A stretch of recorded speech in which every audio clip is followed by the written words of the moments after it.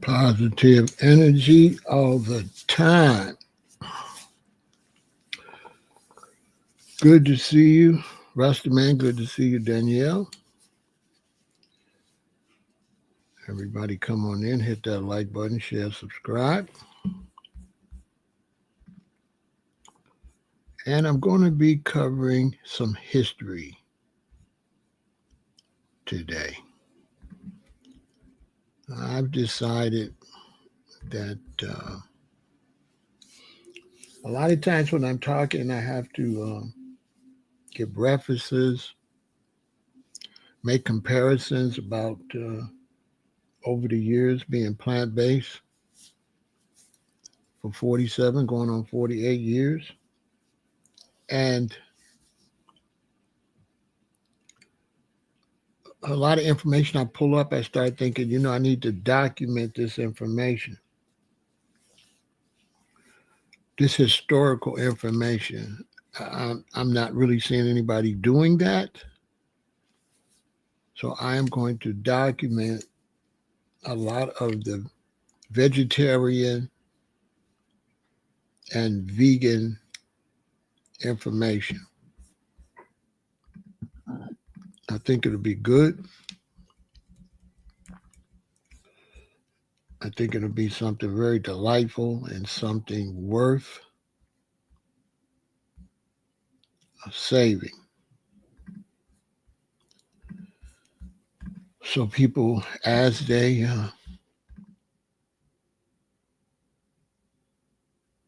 themselves start to get into the plant-based vegan lifestyle, they'll have some type of reference point.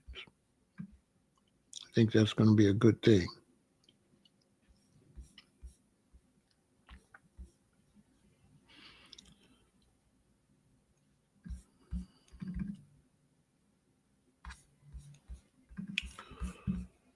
I think it's going to be an excellent thing and great idea because there's been a lot of changes over the years. I changed the way I eat in 1978.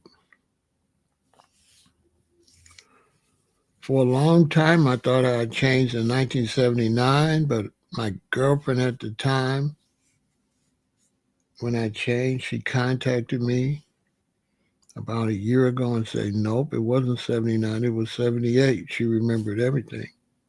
And so, you know what? You're right.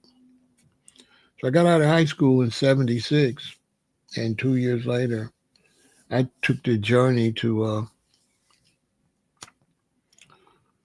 become what we called at the time a vegetarian.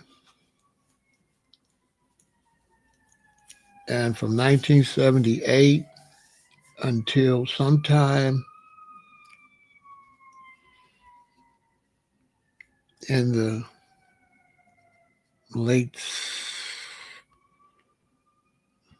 sometime in the mid 80s, I would think. So it was somewhere around, I called myself a vegetarian in 78, 79. I don't think I found out I was a vegan until maybe 86, 87, 88, somewhere in there. I don't remember quite when I realized that I was actually a vegan.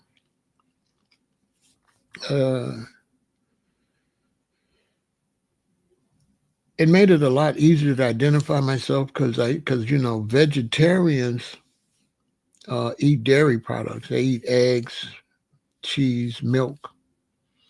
And so I used to always say, I'm a vegetarian that don't eat dairy.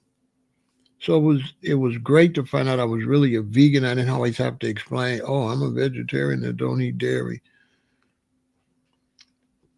Now, since this is history, and this is going into a history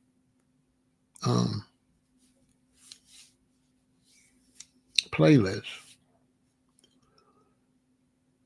let's talk about the history of vegan. Originally, there was a Vegetarian Society, they were called. And later, someone started a vegan society. And what they decided to do, because they were really into not harming animals. So this is why so many vegans are animal rights. I'm not animal rights. I'm a vegan for health. And so what they did was they decided they wanted to come up with a term for the ones that don't eat, for the vegetarians that don't eat, any animal byproducts, no honey, no cheese, no milk.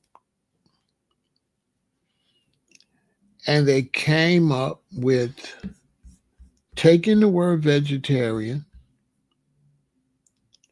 and used the first three letters in vegetarian and the last two letters of vegetarian and create this word called vegan. So if you wonder where the word came from, that's where it came from. It came from the word vegetarian, where these people decided to make a new term for those of us that don't deal with any animal byproduct, but they don't deal with leather or anything like that. And so by their terms, many of us would not be really vegans because you might have a leather hat or a leather belt or something like that. Because I never really became a vegetarian based on veganism. I didn't even know about veganism. I became a vegetarian based on health. And the root of becoming a vegetarian that later became a vegan was based on if you wanted to stop eating meat and you wanted to eat vegetables and fruits, the place where you had to go was a places called health food stores. And so this is why I tell animal rights vegans all the time, I'm not an animal rights vegan. I'm a vegan for health, and I started at the health food stores. This is Sherwin's. That is one of the original health food stores in the city of Chicago. It's no longer there. But this was one of the places where I would go to learn how to become what I thought was a vegetarian, but actually I was practicing veganism. And so it was a learning process at that time.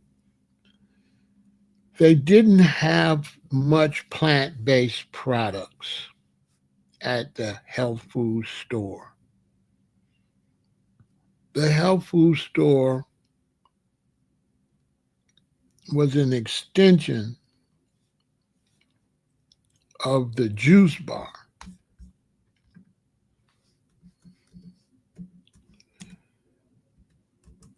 And so they had a place where everybody went called a juice bar.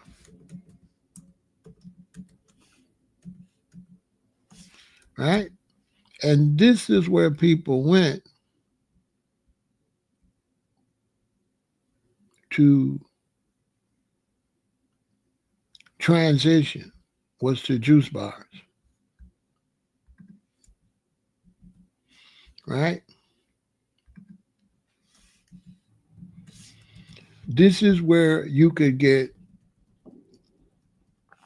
supplements that they were beginning to um, bring into the market as people began to really uh,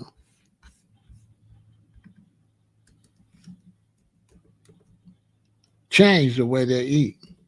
So they began to have these juice bars. And these juice bars didn't have much in them. The juice bars had a bar where they made fresh juice. And then there was a lot of uh, different tablets and pills in the juice bar. And so for somebody that's trying to become a vegan, well, a vegetarian at that time, um, you have no idea what all these bottles are. You have no idea what all these bottles are. So I would see people going into these shops, right? I would see people going into these shops, and I would see all these bottles and look like pills in there, and I really didn't. I didn't know what was going on. I had no clue of what that was all about. But I eventually ended up going in some myself. And then that, people that had a little bigger space, that became a health food store, right? So the health food store had a juice bar in the store, but the health food store carried more products and usually was a little bit bigger than the juice bar. But they both were really promoting uh, vegetarianism. And I used to go to a juice bar downtown, and that's the only place where I could get something that was similar to lunch.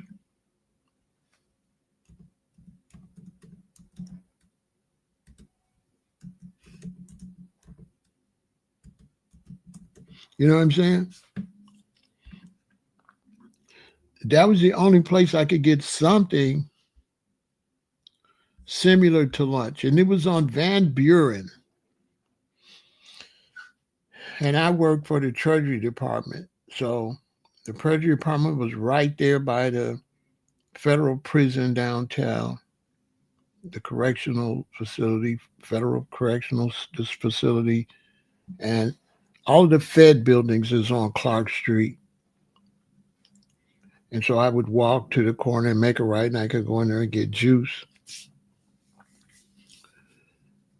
And they didn't have many products in there, but they did have little refrigerators and stuff with things. But they would make little sandwiches and things. But change in the way you eat, you don't know what that stuff is. And so, like, it's 1978, 79, 80, this period where I'm transitioning. And so, for me, the transition, I was working on just getting off of meat.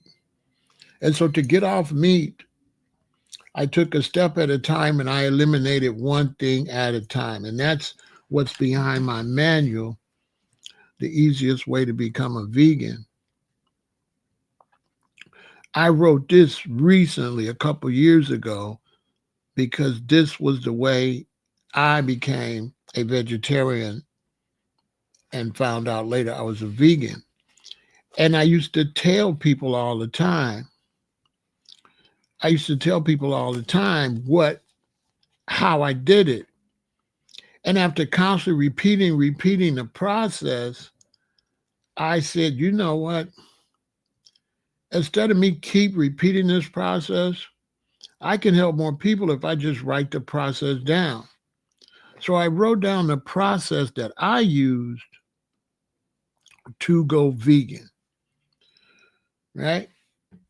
And so if you're trying to transition,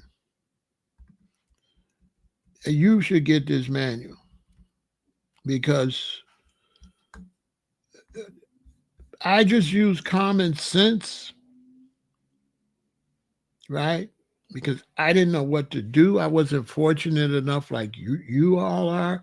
You're fortunate where you can kind of transition faster. You know, you have a Whole Foods. We had nothing like a Whole Foods. We had hardly nothing like that. And in Chicago, as far as health food stores, the only one I really knew that was a health food store was this Sherwin's down in Newtown on Division, and this Southtown that's over by Western on 95th Street. These were the only two that I eventually found out about. And these were the places that, as products begin to come out, these were the places that had the products, because as more people start going to the juice bar and as more people start becoming vegetarians, then it became a situation where somebody had to provide for vegetarians. They had to become a business, right?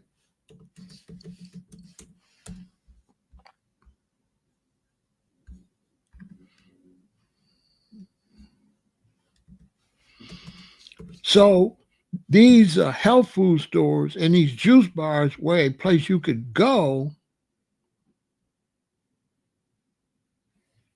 and find out, right? So these was places where you could go and you could find out about becoming a vegetarian. The process. What do you do? How do you figure it out? What's it all about? Right?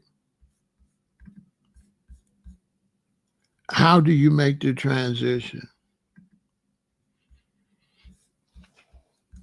And so, as I'm constantly going to juice bars and to health food stores, I'm able to find out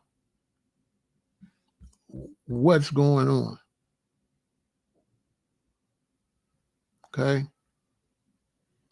What's going on? How I could transition, how I can eat better. What is this product? What is that product? First, I'm experimenting with, the juices. I'm experimenting with the juices. Uh, and these would be my lunch while I was downtown, really struggling as I began to eliminate things from what I eat. Really was a struggle. And so I want to document all of this for people that's been vegans and vegetarians a long time, and for the younger generation, and for the sake of having this information documented. Now, back in those days, when you would go to these health food stores and these juice bars, one of the ways we were able to get information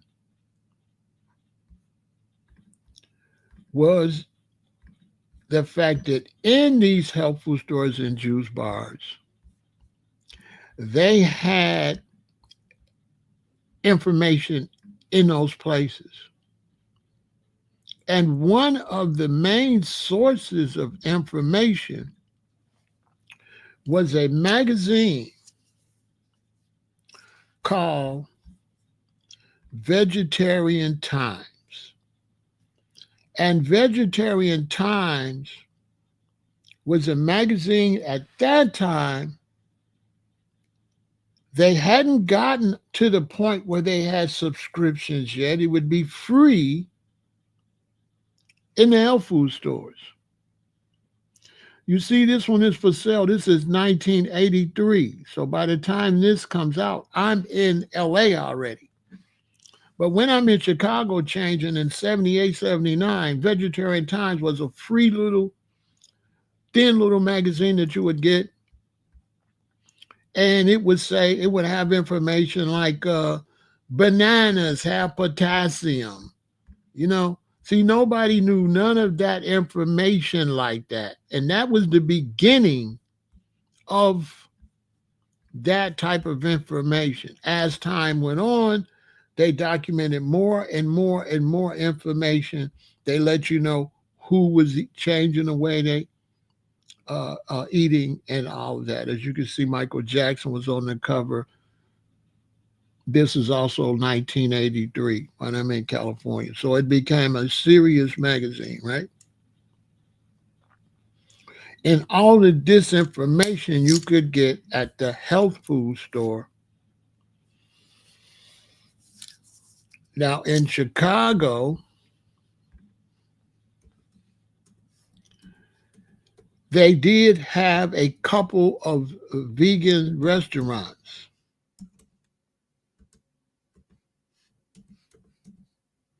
Right?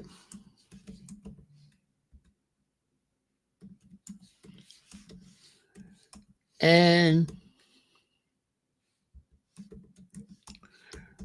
the first one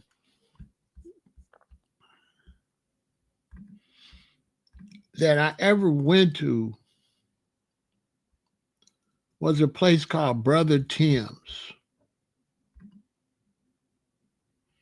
And Brother Tim's was a black brother that had a restaurant on the south side of Chicago. And he was the first one I would go to and get like these veggie burgers that he would make, which were a blessing. So that's why I do kind of don't like people putting down veggie burgers and things like this, because these are transitional foods. And without these transitional foods, there's just no way many of us would have been able to survive, because you don't know what to eat. And you're struggling and you're breaking cravings from burgers and things like that. So if they tell you they got a better burger, that's a beautiful thing when you're trying to get off hamburgers. So a lot of people these days, they don't respect that, and they put down uh, these things like burgers, and which they shouldn't. They really shouldn't do that, because these things are like highly, seriously important. And so when I was transitioning, there was a brother by the name of Brother Tim's. And Brother Tim's was over the east side, on the south side of Chicago, over east in the black community. And he was vegetarian. It was a vegetarian restaurant because veganism wasn't that big. So it was surely vegetarian. And his spot was over east in Chicago. Right? Later, he moved to 87th Street. But he used to be on 79th. And we would take the bus over to 79th and go to Brother Tim's.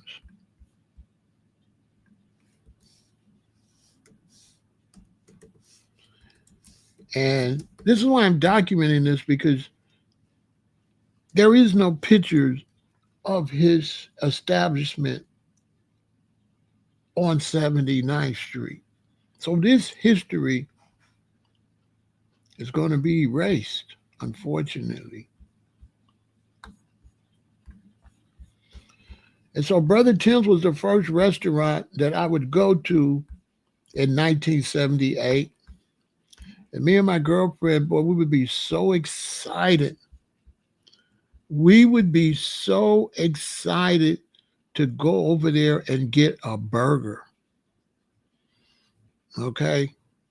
You just don't know how big of a deal that is when you're totally lost and you're trying to transition. It's a huge deal. Okay? Trust me when I'm telling you, because when you're trying to get off meat, you're totally lost. You don't have a clue. You don't have any information at all. You don't know what to eat.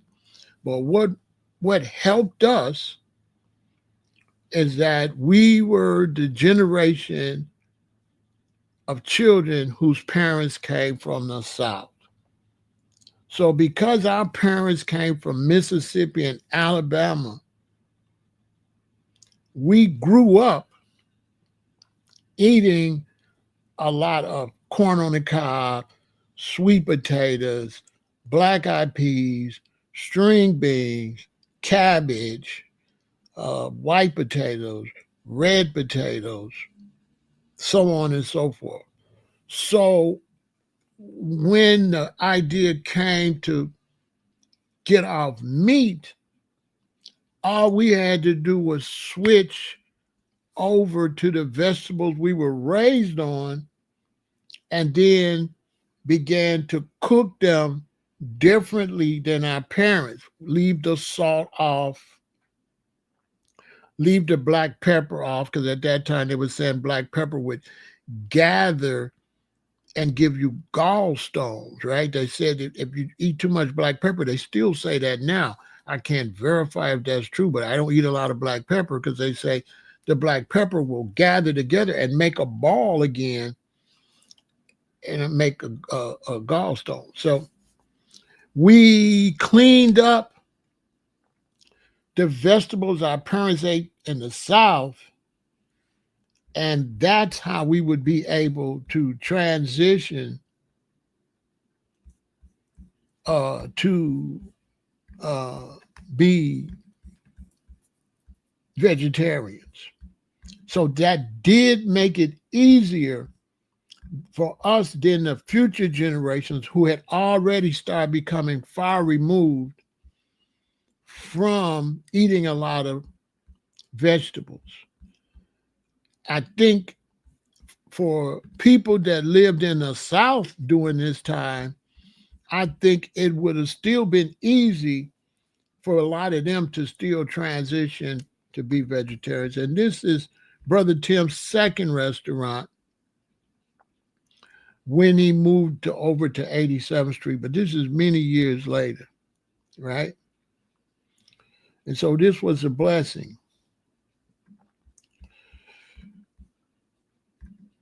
Now, later, they opened a place called Soul Vegetarian, but I really didn't get a lot of chances to eat at Soul Vegetarian because I left. So I think as soon as they opened, I think I had moved to California, right? And so as soon as Soul Vegetarian opened, I moved to California. So I do think I did go there a couple times, but I end up moving to California when they opened, right?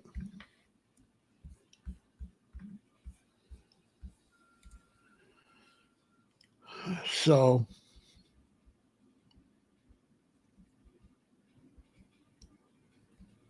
let me see when they opened. They opened in the late 1980s. So I was gone, right?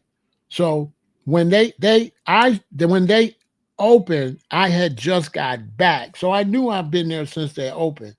So when they opened, I had just got back to Soul Vegetarian. So that's many years later. So I will talk about that later so that I can have this conversation in chronological order. And so the only person we had was Soul Vegetarian. And then there was a store called the Bread Shop. And the bread shop was close to Sherwin. So if you keep walking that way in the direction you're looking, and you get to Halsted to make a right, there was a place called a bread shop, and we would go there to get bread because they made bread with no dairy and stuff. And across the street from the bread shop was a little place that a couple of them had that sold food. So I ate there a couple of times. Later, they became the Chicago Diner. I'll talk about that in a future part because I want to start from the beginning and then each part one, part two, part three. I'm going to keep it in chronological order. But we had to go to these couple of health food stores. So now we're cooking food from the South. We're cooking our own vegetables and all that. So we got to leave the butter off. We got to leave the salt off because we see this is like, this salt, we know it's no good. It's table salt. They're saying all type of stuff. It's made from aluminum, all type. Who knows what's real or not, but we knew that basic table salt was no good. So this where the new health food stores come in because now we are able to go, we're able to get magazines and information, right? And we're able to find out what do we do. So we're able to get the Vegetarian Time and find out, okay, how do we get off of salt, right? So for you all watching some real history is the first thing that was a blessing to us back in the late 70s, early 80s, the first thing that really saved vegetarians, because we don't know we're vegans yet, right? This is 79, 80, right? In that era. 78. I started this journey in 1978, 47 years ago. So the first product that helped us be able to cook the same food our parents cooked, but use wholesome ingredients, we found out about this stuff called kelp. And the word was that kelp was a salt replacement, right? So we bought kelp. We went to these few health food stores, and they would have these new products that would be new to us, but probably wasn't new to the hippies and the health food people that have probably been doing it, 3, 4, 5 years before me, because I started in 78. So you probably had people doing it in the 60s for all I know. So kelp, I wanted to put in this documentation and this historical documentation to save for historical purpose. I want to give kelp his props, and this was the exact kelp we used to get. Many of these companies I'm going to show in this vegetarian and vegan history series, these companies are gone. They're out of business. So this company, I found really the one we used to buy. There's kelp out here, but I'm always trying to find the one we bought. So kelp was like I can't explain to you what it was like when you're transitioning back in the late 70s, early 80s, and you're trying to figure out how to make your food taste good, how to make a cake.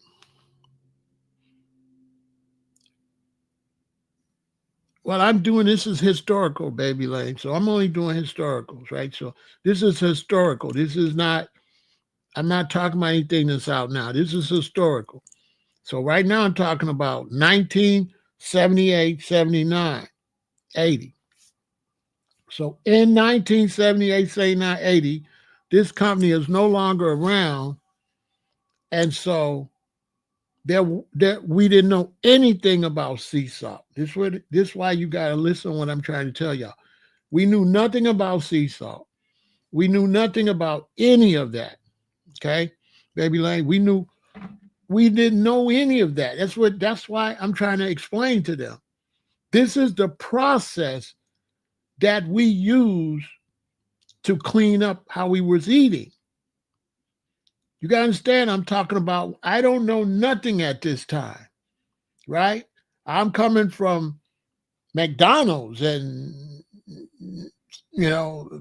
Whoppers and Big Macs and bacon and meatloaf. So the first thing we found out about when we tried to cook our own vegetables, one of the first things we found out about when we're trying to cook our own vegetables and we can't use regular salt is the first thing vegans and vegetarians at that time used was kelp. You see the way they use all these sea salts now? Well, this was the sea salt of the mid to late 70s and early 80s. Like the things y'all see today, this is that back then. This is one of the first things we found that we could put on our cabbage, that we could put on our corn on the cob to give it some type of flavor. And it definitely has a salty flavor. And I'll tell you something.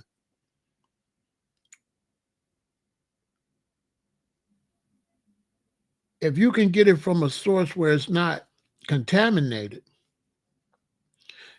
kelp might be better than sea salt because it's a sea plant and it's probably got a lot of nutrients in it because it's basically comes from the same place where sea moss and all that comes from.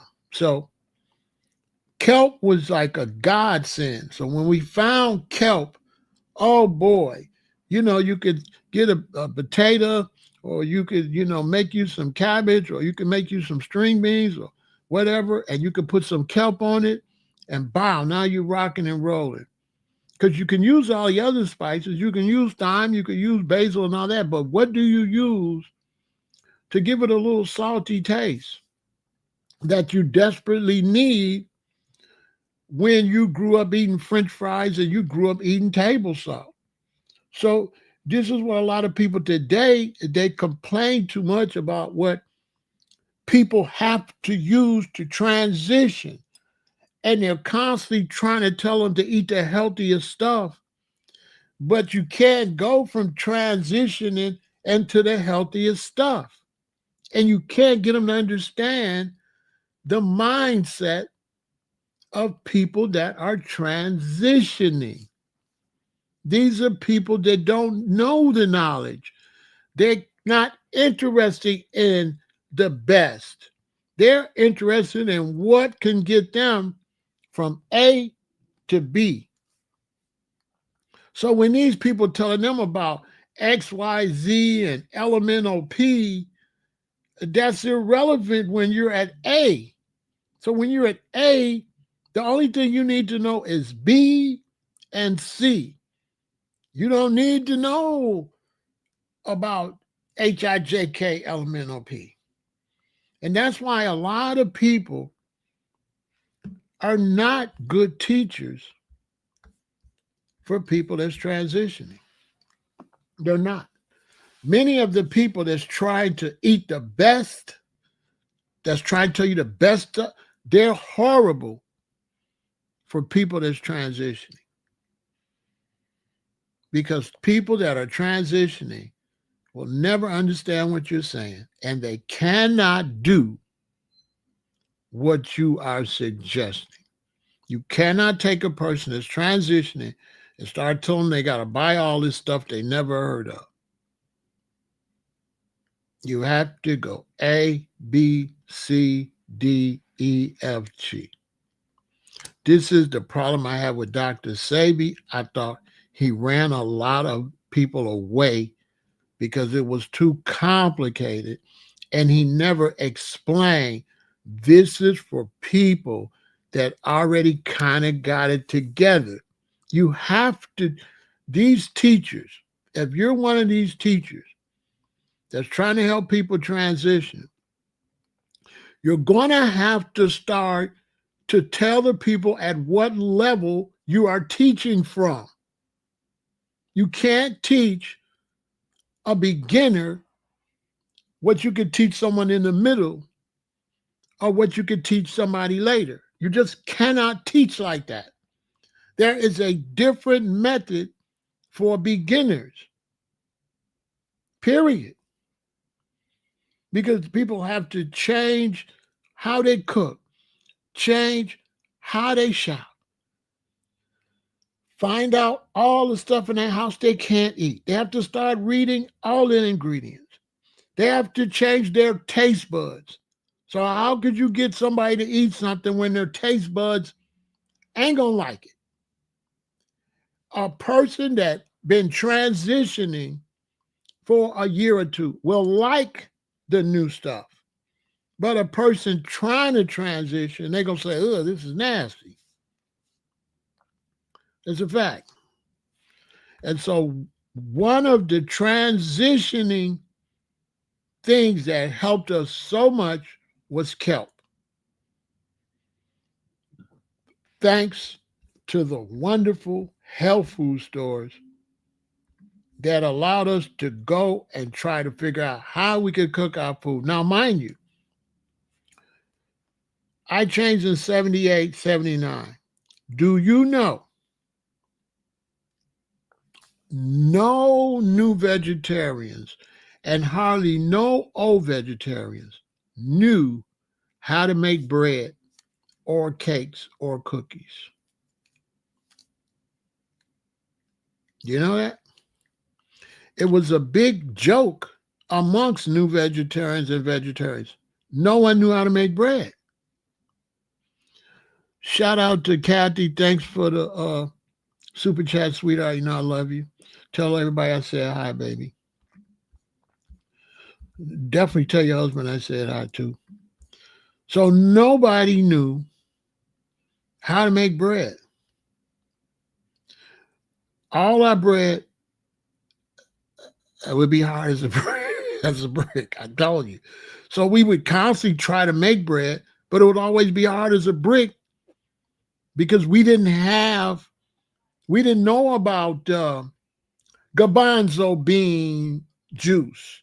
Well, now they know that if you open a can of garbanzo bean and use that juice, it acts like butter and margarine. Nobody knew that in 78, 79, right? So nobody could make bread. Bread was horrible. And so another problem was baked potatoes. Baked potatoes was a staple for people. Your mama always made you bake, mama always make baked potatoes and mama always make sweet potatoes. So we got the baked potatoes, we got the sweet potatoes, but we don't have no margarine. We don't have nothing to put on it. And we found out about nutritional yeast and olive oil.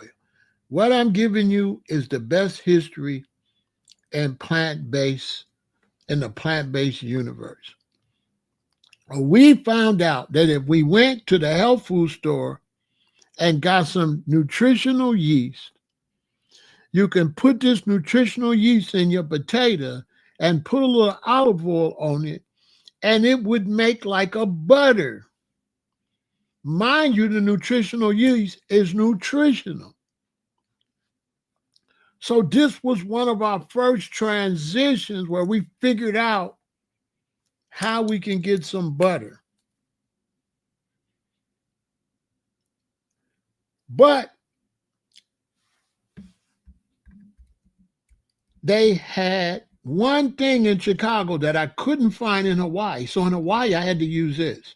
But in Chicago, at Southtown health food stores, they had another lifesaver, Willowbrook soybean margarine. These companies are out of business now. I'm giving you some real serious vegetarian history right here. And boy, oh boy, when I found this margarine, when I was trying to transition, you have no idea how happy I was. Oh my God. It was a lifesaver. It was a lifesaver. Do you hear me? It was a lifesaver.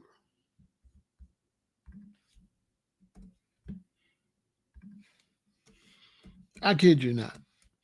People nowadays just don't know the history and how much people went through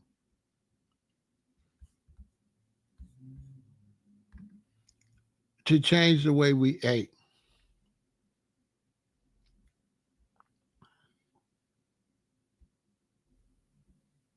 It was really, really, really very, very difficult.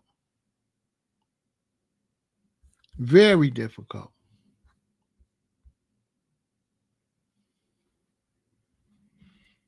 I kid you not. And that's why sometimes I get so irritated when people are teaching people how to go plant-based and don't understand how difficult it is. And they want to teach it from this expert point of view that is way over the people's head. And so these are the things we found. Kelp, nutritional yeast and olive oil, and margarine. Oh, do you know what that did? Because now with margarine, now we're trying to figure, we think we might be able to at least make a cake. You know, we might be able to use this margarine to get some fluffiness in the cake, but we're definitely using it for everything else, right? So one day I'm in the store, I'm in a regular Jewel's food store, and I'm shopping. And I look in the bread aisle,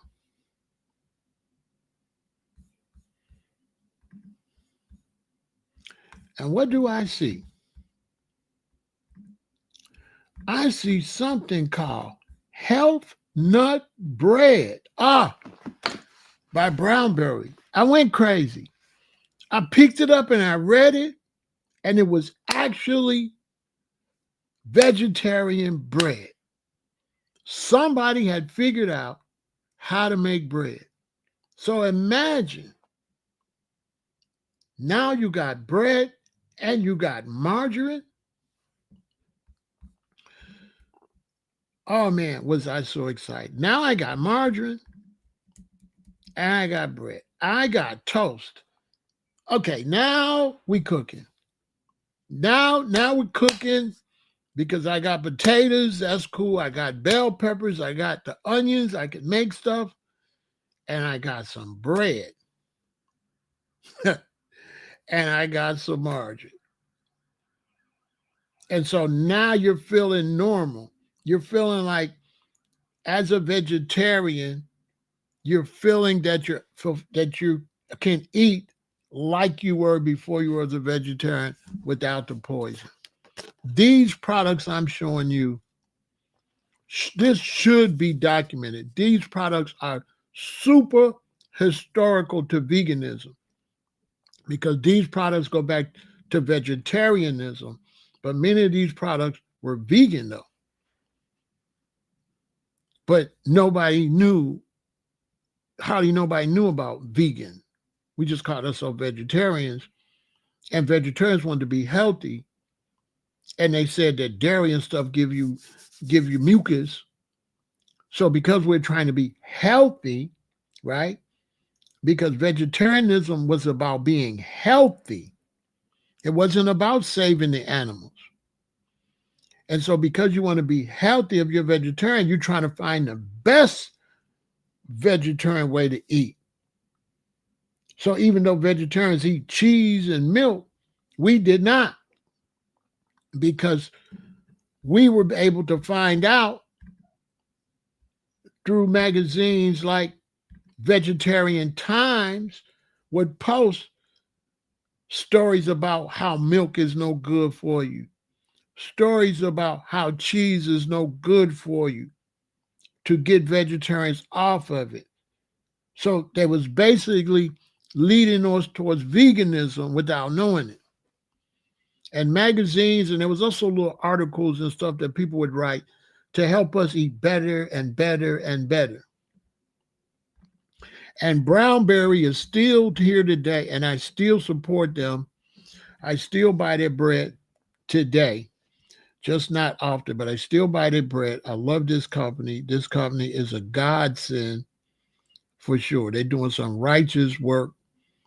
They have been helping people. They got a bread now that's got, when you open it, it's just got pumpkin seeds and nuts all over it. You see this? The new one, you should see it. It's just absolutely crazy. It's absolutely crazy. It's got, hold on. I think I got some. Hold on.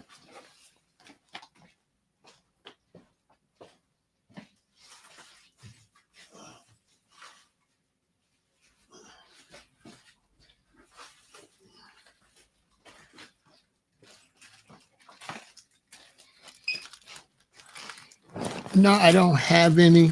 I don't have any. I got one piece though. So this is their new one right here. And this is 12 whole grains and seeds. And so it's like, this is the end piece, so you can't see it.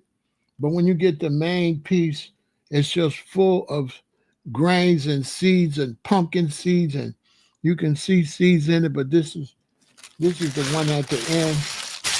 And now as we come to the future, we have products like Dave's bread that I just bought, because I'll make me some sandwiches. I haven't had a sandwich in a few months. So I'm going to make me some sandwiches. So we have Dave's bread, which is some really good bread too. See how they're making it now? You see the elevation in the game? Look at that.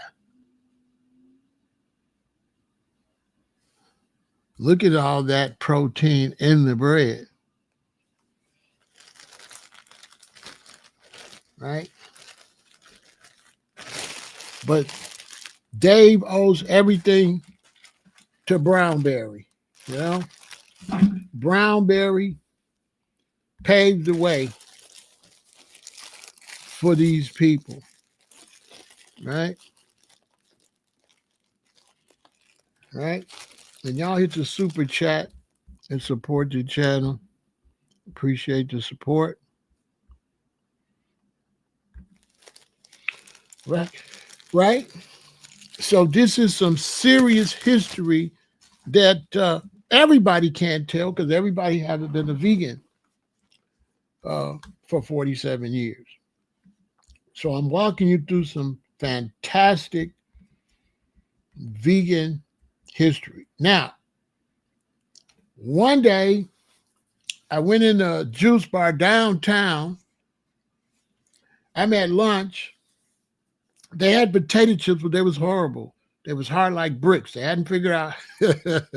There's some people, you don't understand why vegans went crazy when somebody came out potato chips. Why vegans went crazy when somebody came out with cookies, because they couldn't make them. Hot dogs and veggie burgers were horrible. Veggie hot dogs are still no good, but they have improved the burgers tremendously. Okay. And the Beyond Burger was a big breakthrough. But then the pandemic messed them up. I think maybe their factory got messed up. They couldn't make it the same way. It lost its taste. Now they're changing it up, but they haven't gotten back to the original one, unfortunately. But the original one was a godsend, for real. But they couldn't make a burger. They couldn't make a hot dog for nothing. And so one day, I was in the juice bar on Van Buren. I go in the back, and I'm standing in the thing to get some nuts or whatever on the shelf, and I look in the little refrigerator, and what do I see? I see a soda, right? I see a soda. Like, you don't understand what that's like when you're coming off of Pepsi and Coca-Cola and all that, and you're going vegan. So I see this soda, and it says Ginseng Rush, and they got it packaged like Coca-Cola or something. And so I bought one right away, and I opened it and drank it, and it was so good. They are also no longer in business. This is a can somebody's selling because this item is worth a lot of money. So this is a can that somebody is selling that they have poked holes in the bottom and took the soda and stuff out, but the can is a collector's item. And so this company called Coors came out with Ginseng Rush. Well, there's a whole bunch of good sodas now, Baby Lane. It's a ton of them. It's a ton. All you got to do is go to Whole Foods. They got a ton of them. They've mastered that now. But this was the first one. You're looking at the first vegetarian soda that was a big hit because it was made with ginseng, and we was just finding out about ginseng and how ginseng for men raises your libido and all the health benefits of ginseng. You notice nobody talks about ginseng now. Well, back then I was like, wow, ginseng. Like, you know how people talk about sea moss? Well, back then, that's how people was talking about ginseng. Ginseng was like, oh, wow, you heard of ginseng, right? I used to go to Chinatown and get the big bottles with the big ginseng in it, you know? And when you would drink them, it would give you this euphoria. The ones in Chinatown, they got the big old ginseng root in a bottle that's been like so many, like they have it aged like champagne. You got to pay a little bit for it.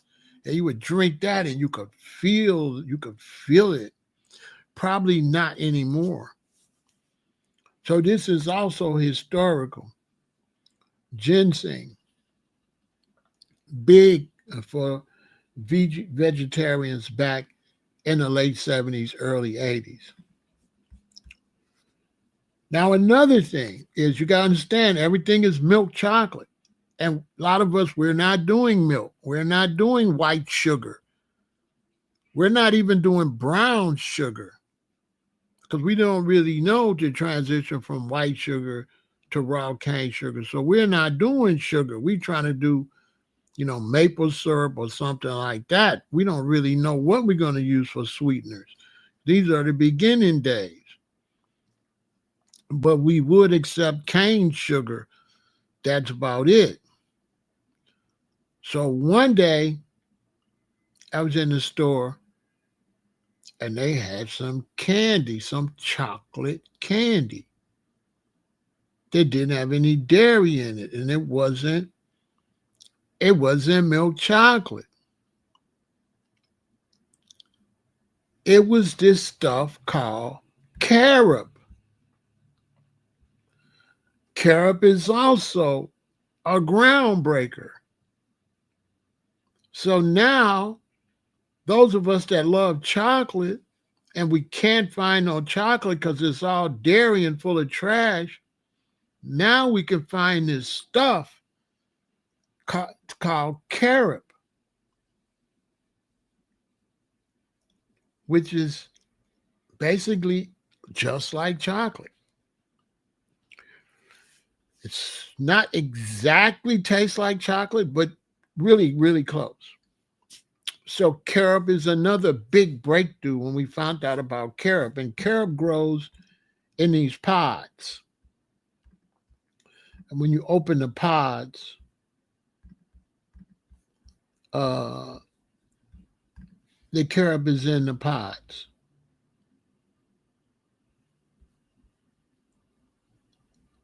So the carob is in the pods. These are the pods, and that's the carob. So we found out about carob, another vegetarian breakthrough. These are big items I'm telling you about. Like these, like I said, we're like finding out about sea moss, like all of the wonderful things you all find out about now and go, wow, well, that's this in the beginning days. That's what these things were. That's what Willowbrook margarine was, and that's what ginseng rush was, and that's what carob was. It was a huge deal, right? That's what nutritional yeast was. These were like big breakthrough to help us transition from a regular way that we eat, what our parents raised us, unto cleaning up the way we eat and finding substitutes for the things that our parents used to use. Finding substitutes for margarine, finding substitutes for sugar, finding substitutes for chocolate, finding out, trying to figure out how to make bread, finding substitutes for bread, finding substitutes for a soft drink. This was very important. Try to figure out how to make sandwiches, how to have some familiarity to what you grew up on. This is very, very important in terms of transitioning. Very important. And when people underestimate that, they do a disservice because people are not going to be able to transition. They're just not. They're not going to be able to transition and eat right if you're not taking no consideration into what they got to go through to eat better. You're just not gonna. You're not gonna just wake up and eat better. You're gonna have to have some type of help transitioning. You got to have some kind of help. You have to. And if you don't have some help to help you transition, it's hard to do it. Now, back then, we're trying to figure out how to make our food healthier and healthier. So another big breakthrough, which this is probably going to be funny to y'all, is when we found out about a steamer. I know this was a big deal. that now you don't have to have you can get the most nutrition out your food because you can put this in a pot and open it. And now your food is not boiling in the water.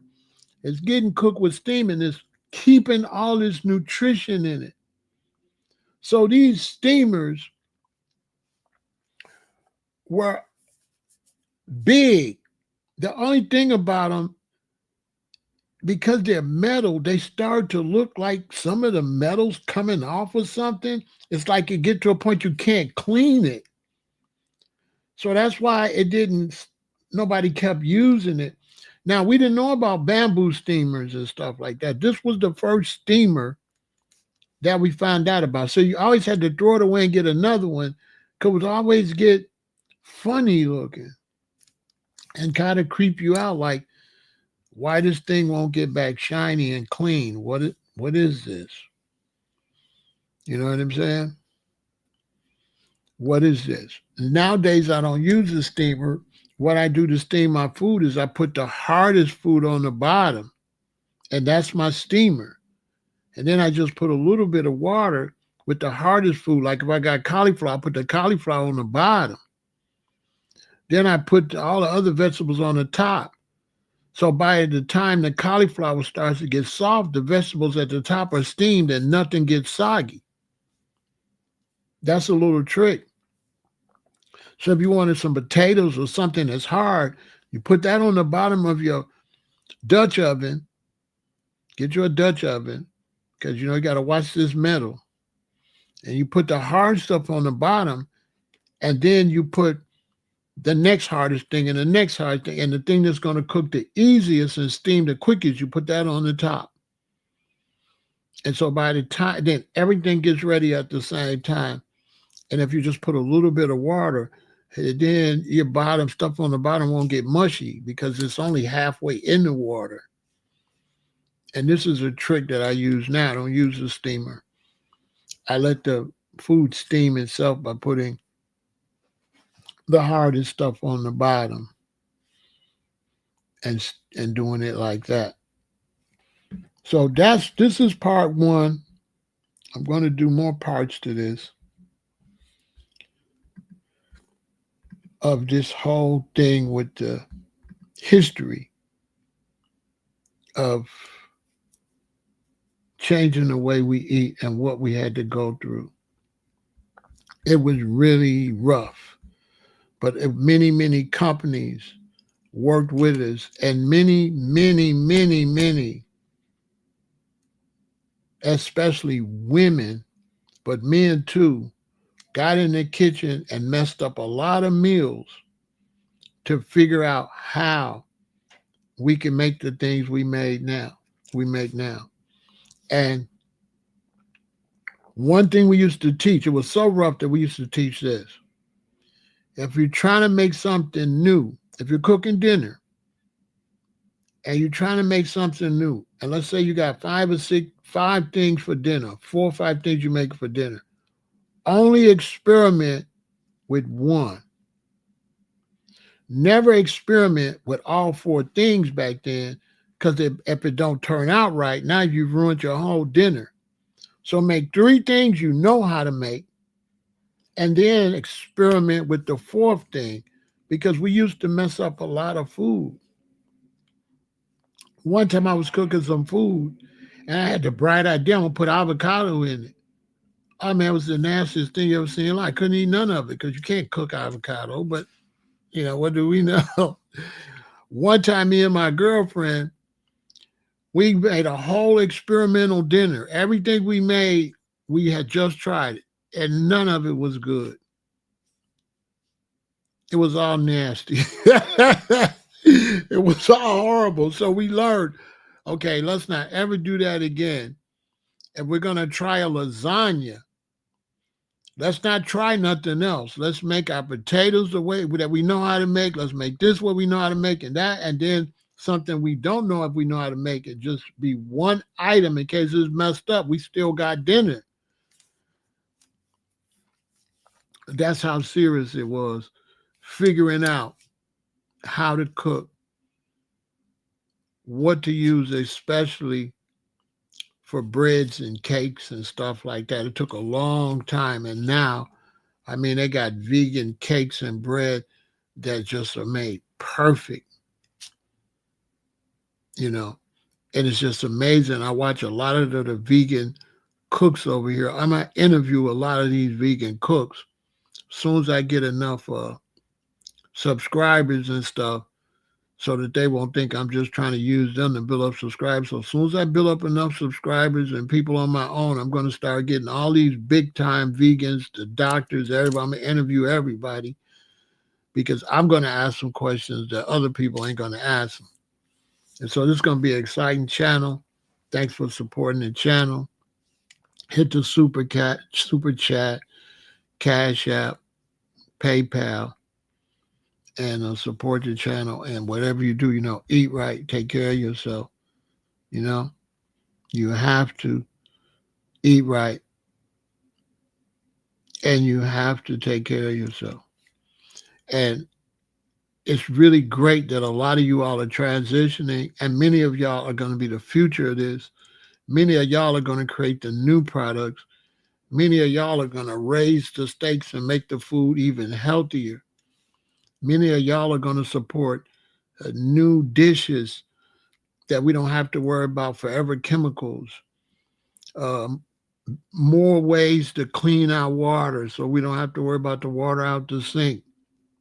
We're still in the building process, but we're getting there, and everybody's doing a great job. So if you're transitioning, don't give up. Like I said, go to www.veganintel and get the easiest way to become a vegan and start working on it and start changing and, take care of your life. Make sure that you are taking care of yourself and taking care of your health. That's all you got. And also you got babies. Some of you got babies. You got children. And what type of example you setting for them? My mother and father was born in Alabama in the 30s. So they couldn't do no better.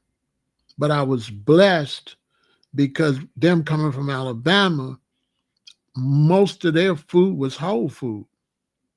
Because those people, they didn't eat a lot of meat. Because nobody could afford to eat meat like that. So your mama's only going to cook one chicken. She ain't cooking no 2 chickens unless she got 5 kids, but it's just my mother and father, me and my sister's 4 of us. My mama going to cook 1 chicken.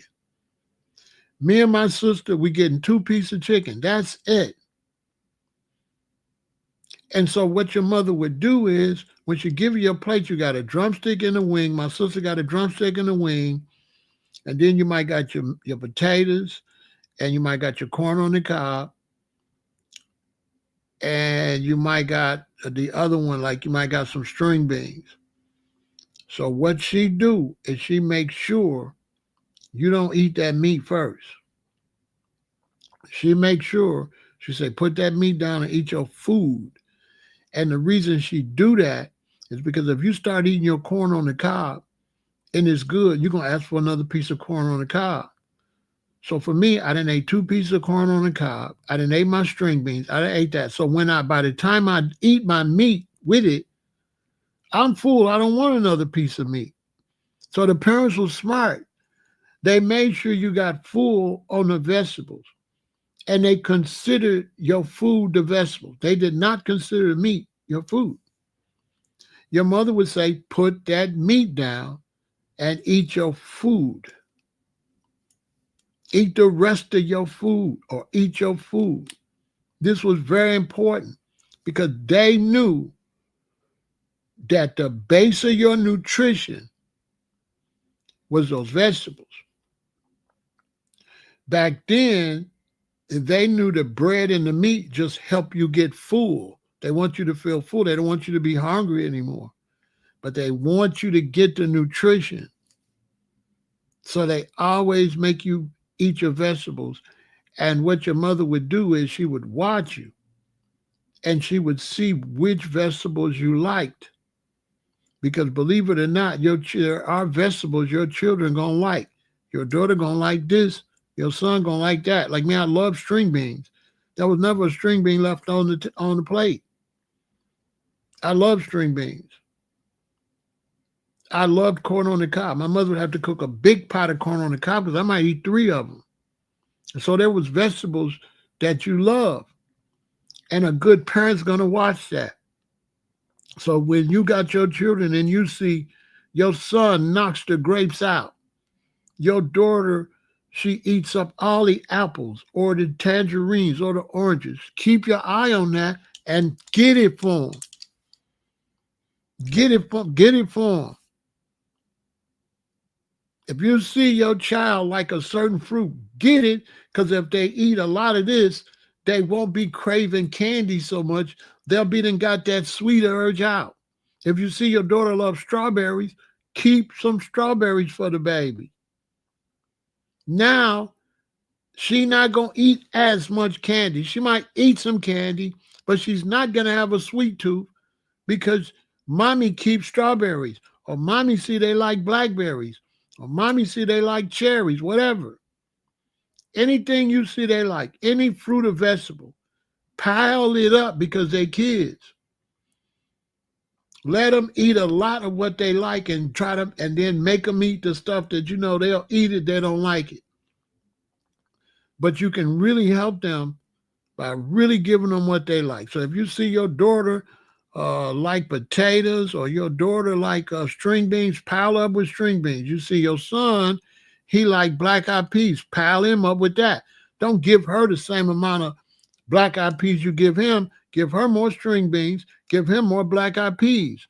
Boom, good job. Okay? So eat to live, don't live to eat. Stay healthy, and thanks for watching. Go vegan and victory.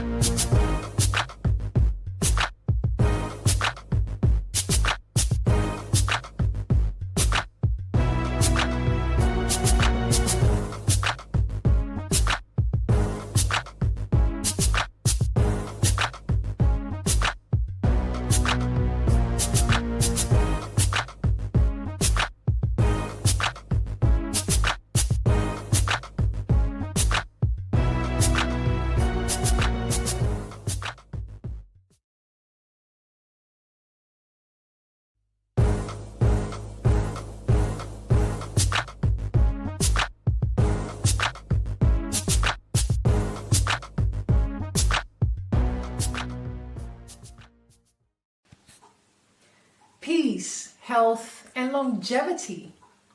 If you want to consume more plant-based foods, if you want to abstain from junk foods, if you want to consume fruits, vegetables, nuts, seeds, and herbs, and avoid dead flesh, artificial flavors and colorings, sweeteners, anything that is unreal basically. Purchase this particular manual, The Easiest Way to Become a Vegan by Pharaoh Ramesses El Aton, who has been a vegan 40 plus years. He will take you step by step on how to abstain from the junk foods, how to abstain from the dead flesh, the chicken, the turkey, the pork, beef, and all sorts of animal products. Purchase this particular manual, The Easiest Way to Become a Vegan, to eat more natural. Remember that the herbs are for the healing of the nations. Let food be your medicine and let medicine be your food.